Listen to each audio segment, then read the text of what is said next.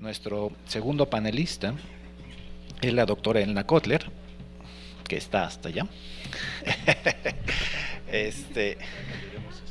Sí.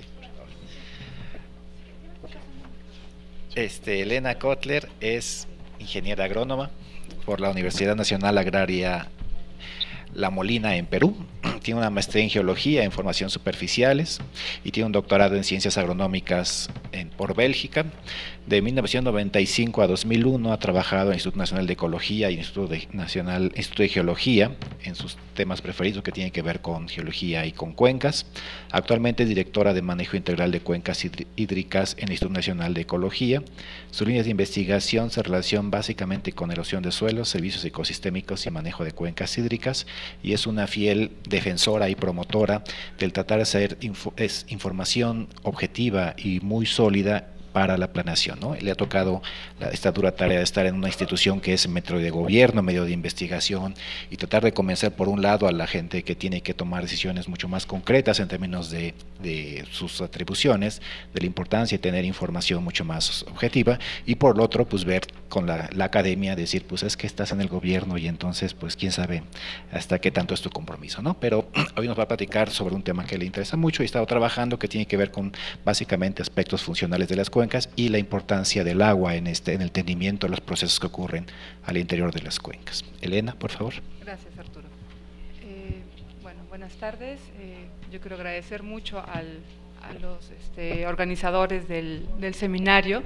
Me parece muy importante involucrar diferentes perspectivas en lo que se refiere al manejo de la información sobre el agua. El tema que les voy a presentar, no sé si tengo que hacer algo para que se ponga ahí está, es sobre agua y cuencas. ¿Y por qué quise exponer la relación? Como bien nos dijo antes el doctor González, el agua no se puede analizar de manera aislada. El agua tiene una variabilidad espacial. Y esta espacial, el aterrizaje espacial se da en cuencas, el territorio en el cual uno puede entender la dinámica hidrológica, entender cómo se aprovecha el agua y las externalidades del agua es en una cuenca hidrográfica. Y es por eso que en esta presentación quiero hacerles espacial énfasis, uno, en qué significa el agua cuando uno quiere hablar de cuencas hidrográficas, ¿no? Dos, los datos que tenemos de calidad agua actualmente, ¿qué nos dicen de las cuencas? Y luego, porque es parte de la misión del instituto, ¿cómo utilizamos estos datos y cómo lo convertimos en información? Una cosa es tener datos puntuales generados, tratar de ver que tengan algún tipo de confiabilidad, pero luego es qué nos dice estos datos en términos de ecosistemas, en términos de salud o en términos de riesgos. Cuando uno habla del agua en el territorio, el agua se utiliza. El agua ya hemos visto que hay muchos usuarios y muchas maneras de utilizar. Uno pasa por el ecosistema y en función de la salud de este ecosistema se van a generar impactos, ¿no? Si hay, por ejemplo, procesos de deforestación, bueno, la deforestación en sí nada más va a generar una cantidad de carbono, de nitratos y de sales. Todo esto, con la precipitación, con el escurrimiento, en algún momento llega a los cursos de agua y a los cuerpos de agua. El sobrepastoreo igual. Cuando hay sobrepastoreo, por erosión de suelo, se generan una gran cantidad de sedimentos que un tiempo están en la ladera, pero luego por escurrimiento llegan a los cursos de agua. Asentamientos humanos, bueno, hay un gran contenido orgánico, hay coliformes, por lo menos, que de todas maneras, sabemos en el país, el 20% del agua se trata, normalmente todos llegan a los cursos de agua, a los lagos, a las lagunas y finalmente a los océanos, ¿no? Las industrias, metales pesados, hormonas, algunos ejemplos. Establos ganaderos pueden tener cargas orgánicas, metales pesados. Los represamientos, todo tipo de represamiento cambia las condiciones físico-químicas del agua. Y la agricultura, aunque sea una contaminación difusa, bueno, genera una gran cantidad de compuestos organoclorados. Entonces tenemos todo esto en el territorio de una cuenca que se está movilizando, porque el escurrimiento es dinámico, la acumulación no es una acumulación tampoco estática en ningún cuerpo de agua, es decir, todos estos compuestos están en ese territorio. Muchos se pueden infiltrar y según la permeabilidad de las rocas pueden recargar, pueden irse de manera más profunda, pero muchos otros están entonces en el ecosistema y finalmente tenemos que, o sea, algo nos tiene que decir, y algo nos tiene que decir finalmente de la salud de la cuenca, porque todos estos componentes tienen un efecto acumulativo. Muchos de ellos no son disueltos, muchos de ellos son bioacumulables, entonces permanecen en el ecosistema mucho más tiempo. La manera como pueden encontrarse las sales que pueden diluirse fácilmente o cómo pueden encontrarse las hormonas, el impacto que tienen ambos es muy distinto, ¿no? El impacto que puede tener diferentes sedimentos o componentes organoclorados es distinto y el tiempo que residen en el ecosistema es distinto. Entonces sabemos que, todas las actividades productivas me están generando diferentes impactos. Todo esto se acumula y todo esto me habla de la cuenca. Ahora bien, ¿qué datos de agua, de calidad de agua tenemos? ¿Qué datos de calidad de agua queremos? ¿Dónde y para qué? Si sabemos que finalmente un dato estático, y según qué cosa buscamos, qué nos preguntamos para saber de la calidad de agua, me va a dar una respuesta. Si yo quiero preguntar cómo está la demanda química de oxígeno, me va a dar la demanda química de oxígeno. No me va a decir nada ni de metales pesados, ni de componentes organoclorados, ni de hormonas, que yo sé que están ahí porque tengo actividades productivas en la cuenca. Entonces la pregunta es, bueno, ¿qué datos tenemos de calidad de agua? ¿Qué datos queremos de calidad de agua en función de lo que está pasando en la cuenca? Ahora, la cuenca tiene una característica que no tiene ningún otro territorio, ni administrativo ni ecológico sobre todo.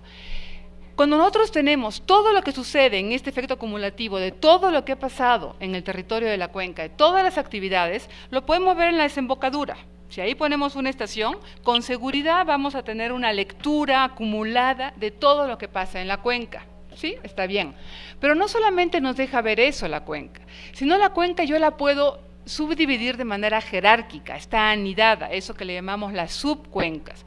Entonces yo puedo poner aquí, según el tipo de actividades productivas, si yo pongo aquí una estación, ya voy a tener algo mucho más fino de lo que me está pasando en estas dos subcuencas, ¿no?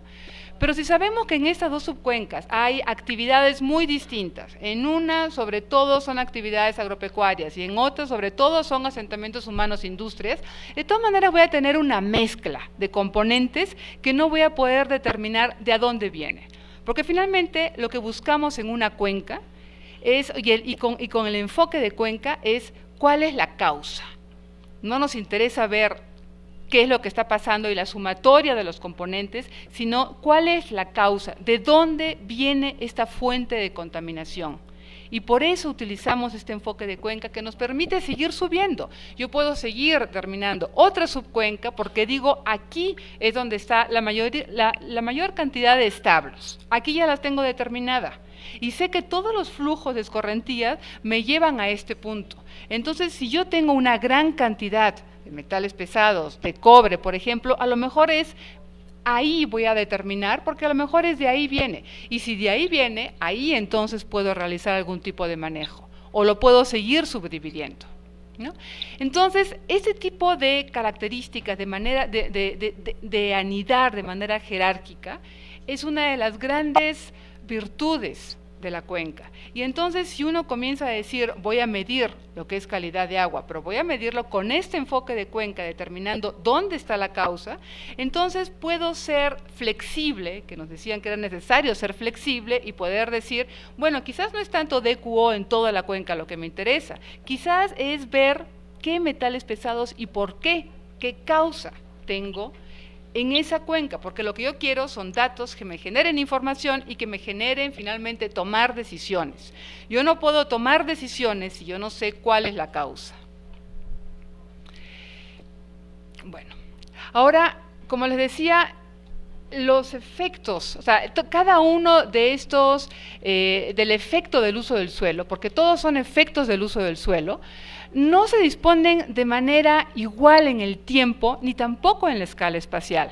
Si vemos la segunda parte del cuadro, donde comienza la parte de nutrientes, lo que nos está diciendo es que en función del tamaño de la cuenca, ciertos componentes se van a diluir porque en una cuenca hemos visto hay muchos arroyos que convergen. Si yo tengo la formación de nutrientes en la parte de arriba de la cuenca, una cuenca muy chiquitita de 0.1 kilómetros cuadrados, ahí se generan los nutrientes, ahí está la deforestación. Bueno, estos nutrientes van a pasar a la siguiente subcuenca y van a seguir pasando y más o menos se dicen, bueno, es un orden como que de 3 o de 4, ¿no? Llega. Ya luego los nutrientes, o bien algunos se pueden ir absorbiendo por arcilla, sedimentando, otros se van a ir disolviendo. Pero es decir, que si tengo una cuenca de 50.000 kilómetros cuadrados, Lerma-Chapala, lo que es deforestación en el Alto Lerma, esos nutrientes, bueno, seguramente, pues probablemente, no van a llegar hasta el lago Chapala. Se van a ir sedimentando o diluyendo antes. Eso es importante. Pero hay otros componentes, como las sales, como los componentes organoclorados puestos en los pesticidas o como metales pesados, que acá lo que me está diciendo es, se forman en el Alto Lerma y llegan hasta el lago Chapala. Entonces es muy distinto qué queremos medir y dónde lo queremos medir. Queremos saber cuáles son las causas de contaminación del lago Chapala, entonces tendríamos que ir viendo, bueno, para algunas cosas tengo que captarlas en las partes subcuencas de arriba, para otras me basta captarla en el lago Chapala. Ahora, yo puedo medir metales pesados en el lago Chapala y realmente no sé muy bien si corresponde a contaminación difusa del distrito de riego en el Bajío, si corresponde a los establos porcícolas de La Piedad o si corresponde a las industrias del Alto Lerma. Es otro tema. Yo puedo medir, pero no sé de dónde viene. Entonces, todavía la parte de cómo manejo, todavía nos falta, es un problema. Pero ya nos está permitiendo decir, bueno, lo calculo acá, mido la calidad acá, pero la acompaño con otras mediciones de calidad en función a esto, que los elementos son variables en el tiempo y variables en la escala, ¿no? en el territorio. Ahora no sé si llegan a ver, hay sitios de monitoreo ya puestos en México. Son un montón de puntitos, no le hagan caso a los colores. Son sitios de monitoreo, no sé si llegan a ver, lo que yo quería mostrarles es bueno, este es el mapa de cuencas, por cierto, es un mapa de cuencas, que con mucho trabajo se elaboró entre INEGI y INECONAGUA, ahí se los dejo. Como ven, hay cuencas de todos los tamaños, y esos son sitios de muestreo. Nada más, ahorita les puedo decir, y ustedes pueden ver, oigan, hay cuencas que no tienen puntos, hay cuencas que no tienen sitios de muestreo, ¿no? Eso es para DQO, o sea, demanda química de oxígeno, esto es para demanda bioquímica de oxígeno. Y ustedes pueden ver, lo único que quiero que noten aquí es, no todas las cuencas están representadas. Ahora hablamos de eso. Y por ejemplo, algunas están representadas, esta es la cuenca del río Culiacán. Los triángulos negros son los sitios de muestreo. Entonces ustedes ven en la cuenca de Culiacán hay 3 sitios de muestreo, en la ciudad de Culiacán y en la parte de abajo de la ciudad de Culiacán, uno justamente antes de llegar a las lagunas costeras. Y los puntos rojos son localidades grandes, de más de 10.000 habitantes. Los cuerpos de agua, por la forma, podemos pensar que son presas, seguramente son presas, ¿no? Pero entonces tenemos, ustedes ven ahí, varias subcuencas. ¿Usted tiene señalador? ¿Señalador es el del centro? Perdón, antes de meter la pata. No. Bueno, ustedes ven allá una localidad antes de la presa, justamente antes de la presa. Entonces, uno puede pensar, bueno, si hay una localidad de más de 10.000 habitantes, bueno, pues seguramente va a haber cierta contaminación que con seguridad va a llegar a la presa. Y esa presa, el agua de esa presa, en algún momento determinado, vemos los ríos, va a llegar a Culiacán, y de Culiacán llega a las lagunas costeras y luego al océano. No sabemos cuál es el impacto de estos asentamientos humanos en la presa. No lo sabemos porque no hay una calidad de agua. Tampoco sabemos qué pasa acá, que seguramente, y según el uso del suelo, hay mucha agricultura en esa zona, muchísima, y mucha ganadería, y tampoco sabemos qué calidad de agua nos está llegando a la presa con la cual se abastece Culiacán. En todas estas localidades, y acá es otra subcuenca, tampoco tenemos estos datos que llega a una presa, y después de la presa tampoco sabemos qué agua le llega a Culiacán, ¿no? Entonces, Acá lo que es difícil es identificar causas de contaminación. Obviamente, si luego obtenemos problemas de eutrofización en las lagunas costeras por la cantidad de nitrógeno y de fósforo, no podemos tomar la decisión de decir es necesario disminuir fertilizantes, es necesario instalar plantas de tratamiento, ¿es necesario qué?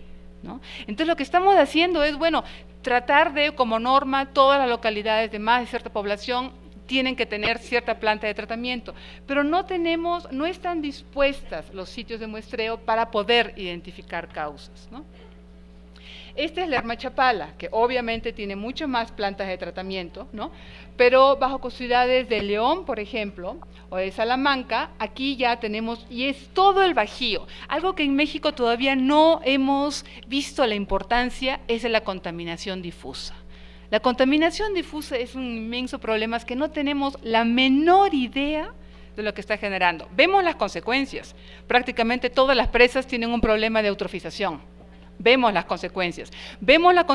Ya hay problemas de hipoxia a la salida de la cuenca Grijalbo-Sumacinta. Hipoxia es ausencia de oxígeno. O sea, vemos las consecuencias, pero todavía no hemos entrado a ver el problema de dónde se está generando esa cantidad de contaminación difusa, ¿no?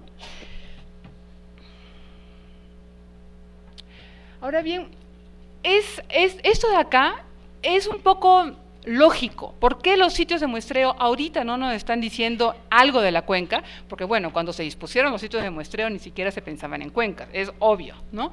Lo que se pensaba es, hay que ver los sitios de muestreo de las ciudades grandes en ese momento, y esos fueron los criterios. Ahora bien, ya la calidad de agua es necesaria para asentamientos humanos, pero ya no solamente. Es necesario también, bueno, para las zonas agrícolas, es necesario para los ecosistemas acuáticos.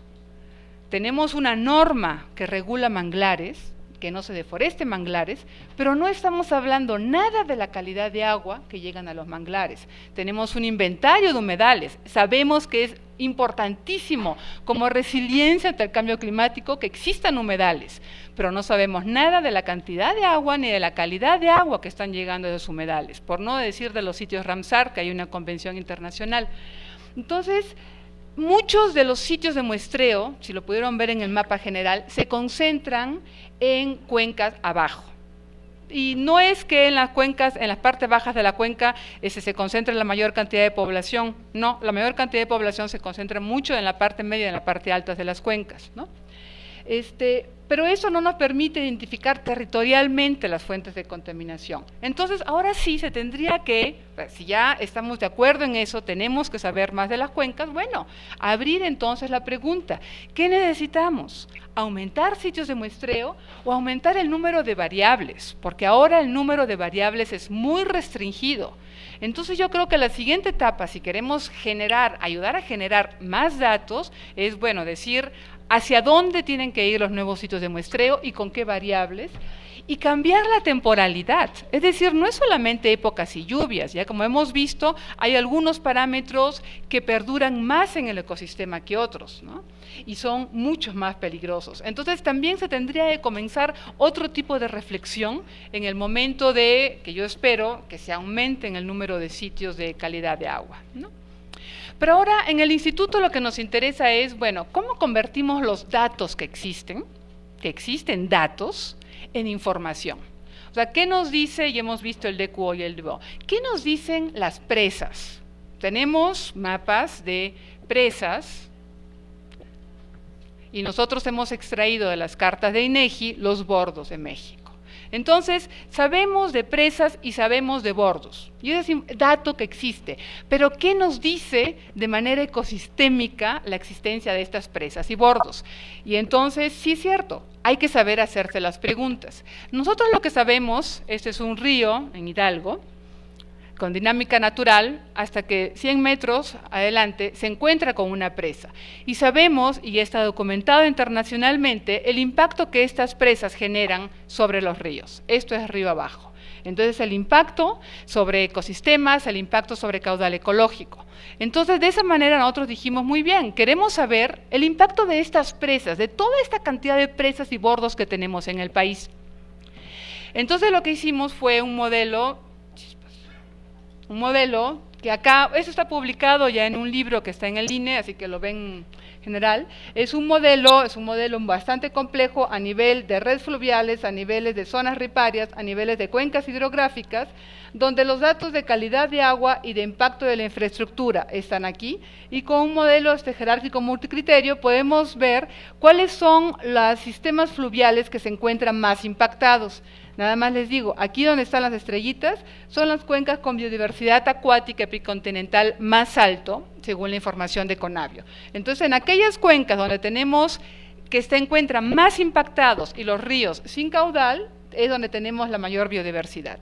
Ahora, esto acá, y me da mucho gusto decirlo, que fue un insumo importante para la norma de caudal ecológico, porque déjenme decirles que sí, hay una norma de caudal ecológico que se encuentra en consulta pública, esperando, nos quedan un par de semanas, para que México pueda contar con esa norma, ¿no? Entonces, de esta manera convertimos estos datos en información para una toma de decisión.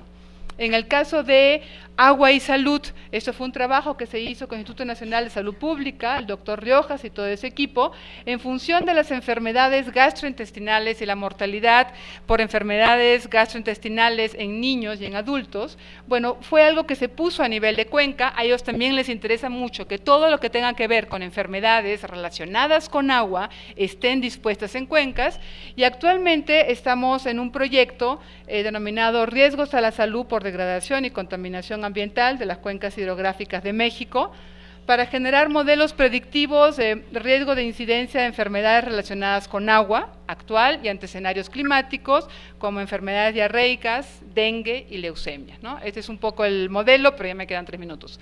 Y el otro son agua y riesgos, vulnerabilidad a inundaciones. No hay datos sistemáticos de caudales de ríos, o sea, no existen. Y como diciendo, bueno, ¿qué hacemos para poder saber riesgos de inundación?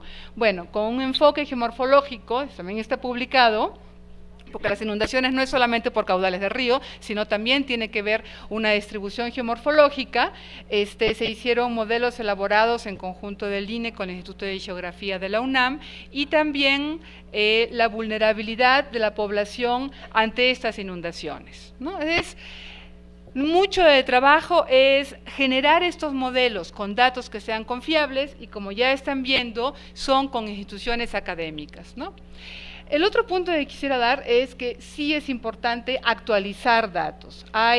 Es necesario transparentar datos, y yo espero que todos los ponentes lo estén repitiendo, mediante publicación periódica de estadísticas del agua como otros medios.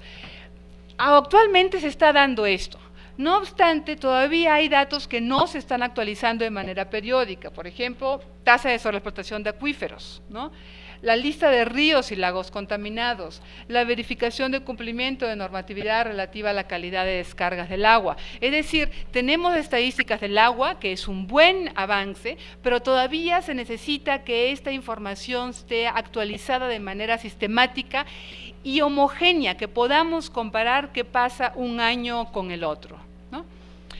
Bueno, algunas conclusiones es que de datos a información estamos hablando de problemas complejos, no es algo tan sencillo como que tenemos el agua y ahí está. De datos a información es necesario el trabajo conjunto interdisciplinario con otras instituciones gubernamentales, académicas y de la sociedad civil. Eso ha sido nuestro gran aprendizaje. ¿Qué es necesario estos datos para atender temas emergentes? O sea, los modelos predictivos de calidad y cantidad de agua, por ejemplo, ante cambio climático, y hay modelos de cómo se están cambiando ciertos humedales y lagunas por el cambio climático, ya con datos de lo que está pasando actualmente, y esto todavía no tenemos mucha información para el país.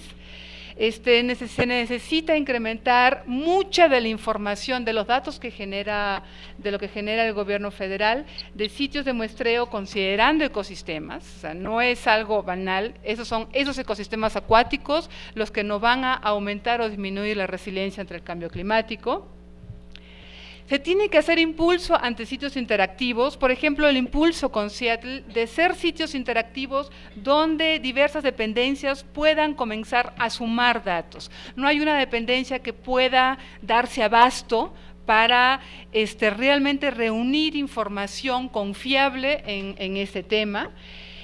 la actualización de datos y poner de manera accesible los datos de agua. Todos nos hemos encontrado en que los datos de agua se encuentran de manera agrupadas, pero tiene que estar accesible con metadatos, con shapes, que uno pueda hacer el seguimiento, que uno pueda realmente extraer el dato justo que se requiere para generar la información necesaria. Y bueno, con esta lámina yo me despido. Muchas gracias.